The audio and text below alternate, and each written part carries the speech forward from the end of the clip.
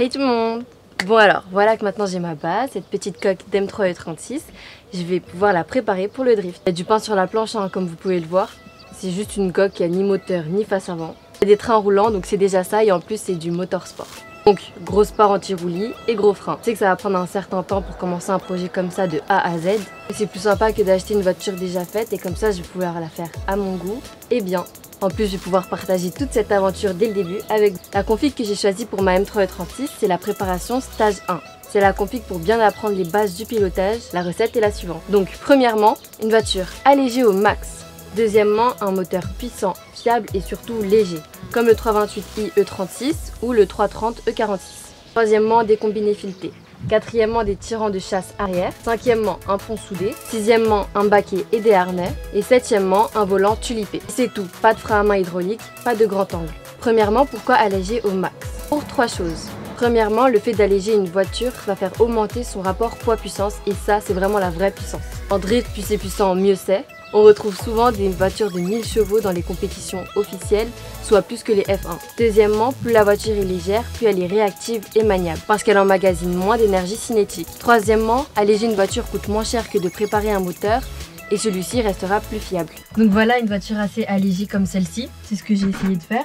Donc il n'y a plus de goudron, le faisceau allégé 3FF. Ce qui m'amène au deuxième point. Pourquoi un moteur fiable, puissant et léger? Pour les mêmes raisons que j'ai citées juste avant, meilleur rapport poids-puissance, une voiture plus légère donc maniable et réactive, et la fiabilité c'est pour passer plus de temps à piloter qu'à faire de la mécanique. Donc voilà le 328, le fameux. Cette voiture, elle a fait au moins une quinzaine de sorties sans aucun souci, il est simple, il est fiable et c'est celui que je veux.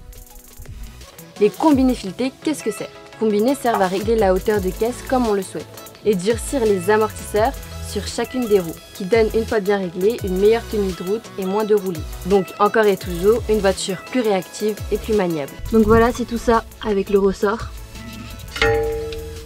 C'est des Bilstein celle-là, avec des ressorts HR. Les tirants de chasse ça coûte vraiment pas cher et ça permet de régler le carrossage arrière. Ça donne donc la possibilité d'avoir les roues arrière bien à plat.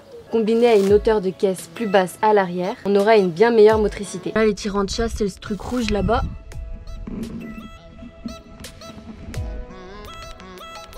Ça fait partie du train arrière, ça relie la fusée à la cage de pont.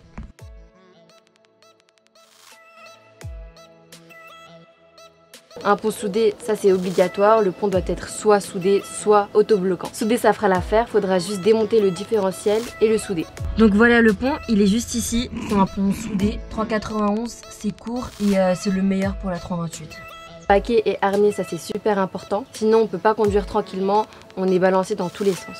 Le volant tulipé, ça c'est pas obligatoire mais ça coûte pas très cher et c'est beaucoup plus facile à manier qu'un volant d'origine. Là, le volant tulipé, les harnais, le baquet, tout ce qu'il faut. Il y a un truc sympa aussi, ça s'appelle le snap-off. Ça permet de sortir de la voiture plus facilement et de ne pas avoir le volant dans la tête quand tu sors quoi. Au début je galérais à le mettre, maintenant j'ai appris. Je suis contente.